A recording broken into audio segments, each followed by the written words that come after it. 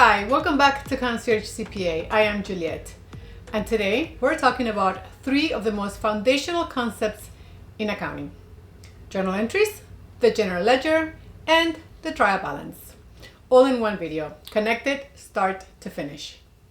I'm genuinely excited about this one because this is the video I wished had existed when I was first learning. Most courses teach these three things separately, and you're left wondering, okay, but how do they actually connect? We will address that today. By the end of this video, you are going to see how one single transaction flows through the entire accounting system, and we're going to build the working trial balance together in Excel. Now, if you're asking yourself, doesn't accounting software just prepare the trial balance for you? You're not wrong, but here is the thing. If you do not understand what is happening under the hood, you cannot catch errors. You cannot explain your numbers, and you definitely cannot pass an accounting exam. Understanding the mechanics makes you a better accountant. And beyond that, at the end of this video, I am going to show you one real use case where a trial balance is still prepared manually today, and no accounting software that I am aware of does that for you. It is something I have personally done throughout my career, and I think you're going to find it really valuable. So stick with me until the end. Let's get into it. Every business, a solo freelancer, a small shop, a large corporation, records its financial activity the same way. Every transaction flows through the three stages, and each stage feeds directly into the next. Stage one, the journal entry. Every time a business event happens, a sale, a payment, an expense, a loan, it gets recorded as a journal entry. This is your raw data. This is where the story of every transaction begins. Stage two, the general ledger. Think of your journal as your inbox. Every transaction comes in and gets logged. The general ledger is your filing system. Same information, just reorganized by account. So instead of scrolling through every single transaction to find your cash balance, you go straight to the cash account, and all your journal entries affecting cash are right there. Stage three, the trial balance.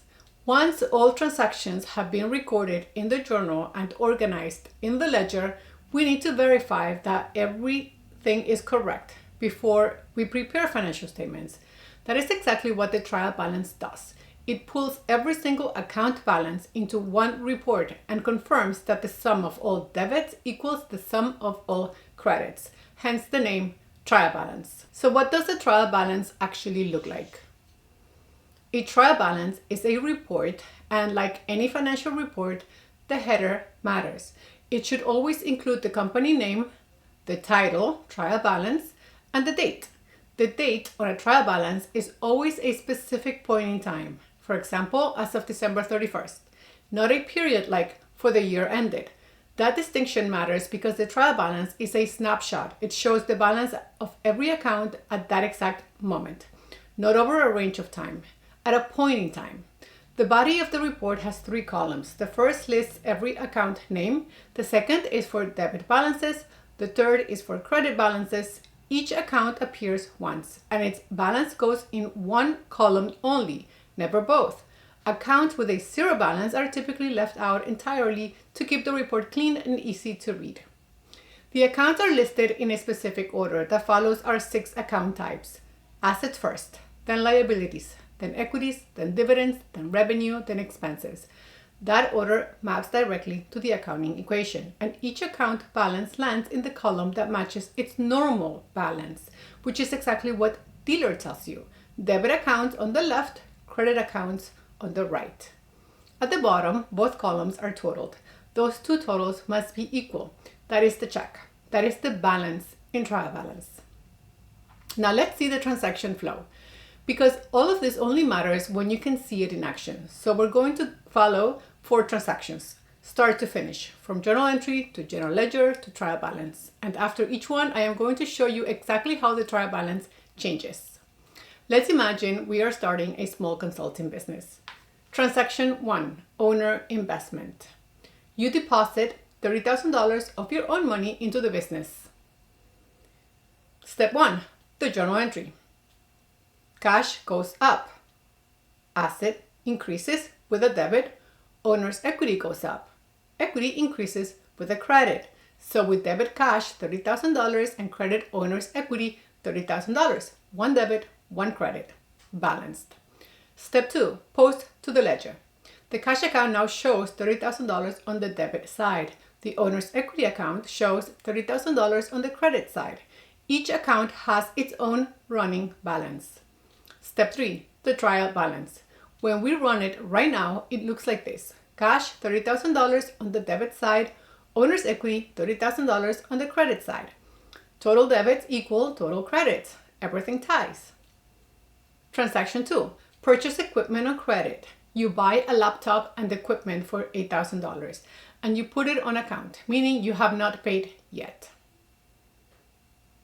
Step 1, the journal entry. Equipment goes up, asset increases with a debit, accounts payable goes up, liability increases with a credit. Debit equipment $8,000, credit accounts payable $8,000. Everything is balanced. Step 2, post to the ledger. Equipment now has an $8,000 debit balance. Accounts payable now has an $8,000 credit balance. Step 3, the trial balance update. Now it shows cash $30,000, equipment $8,000, accounts payable $8,000, owner's equity $30,000, total debits $38,000, total credits $38,000. Still balanced, but more detailed. 2 transactions in, and you can already see the business taking shape. Let's do a challenger and do 2 transactions at once. Transactions 3 and 4. You earned revenue and you pay an expense. You complete your first client project and you get paid $6,000 cash. Then you pay $1,500 for rent. Step 1, the journal entries. For revenue, cash goes up, debit, cash $6,000, revenue goes up, you credit service revenue $6,000. The next journal entry is for the rent expense. Rent expense goes up, expense increases with a debit, cash goes down, asset decreases with a credit. You debit rent expense $1,500 and you credit your cash $1,500. Still balanced. Now we post to the ledger. Cash increases by $6,000, then decreases by $1,500. The ending balance is now $34,500. Service revenue shows $6,000, rent expense shows $1,500. Now the trial balance update. Now it looks like this. Cash $34,500, equipment $8,000, accounts payable $8,000, owner equity $30,000, service revenue $6,000, rent expense $1,500, total debits $44,000, total credits $44,000, balanced every time. And look at what just happened. 4 transactions, every single one flowed through the journal, through the ledger, landed in the trial balance. Now here's the real use case I promised you at the beginning of the video. In corporate accounting, here is what actually happens at period close. A company finishes month end or quarter, runs its trial balance out of the accounting system and shares that trial balance with its external auditors or its tax preparation team. That trial balance is their starting point. It is what auditors use to plan which accounts to review and what tax preparers use to build the tax provision. But here is the thing. After that trial balance is shared, the accounting team keeps working. They find a missed accrual. Someone identifies a revenue item recorded incorrectly. A reclassification needs to happen. The period is closed, but adjustments are still being made. So now there is a gap. The auditors and the tax team are working off a trial balance that is no longer current. You owe them a clear, documented explanation of exactly what changed and why. That explanation is the trial balance bridge. So what is a trial balance bridge? No accounting software generates this for you. It is built manually in Excel every single time. A trial balance bridge records your original trial balance, the one you sent to the auditors or the tax team, to your final adjusted trial balance. Every adjusting entry gets its own columns, so anyone can trace exactly what changed and follow the math from left to right. To prepare a bridge, accountants start with the original trial balance in working trial balance format. One single column where debits are positive and credits are negative, totaling 0. That is your starting point. From there, each adjusting entry gets its own label columns right next to it. And here is what to remember. Each of those columns must also balance because every adjusting entry is still a balanced journal entry. Debits still equal credits, always. The last column is simply the sum of everything to its left. That is your final adjusted trial balance. So the bridge reads left to right, original trial balance, every adjustment one by one, and fully documented final trial balance. Anyone who picks up can follow the entire story without asking a single question. So here's our scenario. We sent this trial balance to our auditors at quarter close. Then 3 adjusting entries came up afterward.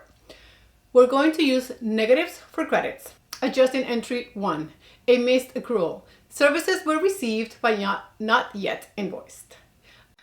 Office cleaning expense goes up. And accrued expenses go up $1,200. Remember, we're using parentheses for credits.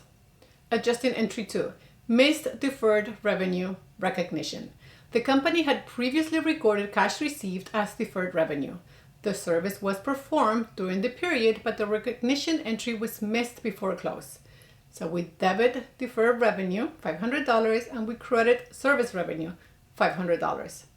The liability goes down, the revenue goes up. Adjusting entry number 3. Missed software subscription expensing. The business had paid for a quarterly software subscription upfront and recorded the full amount as a prepaid. At period close, we forgot to expense the portion that was used during the period. So $800 moves out of prepaid expenses.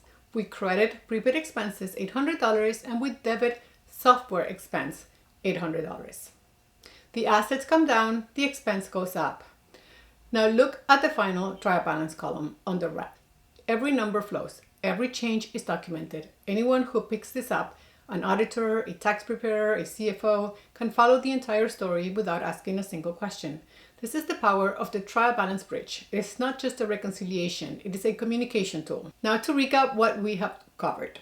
The trial balance is a report showing the closing balances of all accounts at a point in time. It is an internal tool used by accountants to check for errors and prepare financial statements. Every transaction flows through a journal entry, gets organized in the ledger by account, and lands in the trial balance. Balanced does not mean correct. Always review it. The working trial balance puts it all in one column, totaling 0. Faster to work with one and perfect for comparing balances across 2 periods. And the trial balance bridge. Every post-close adjustment documented, built manually in Excel every time. Journal entry, ledger, trial balance, bridge.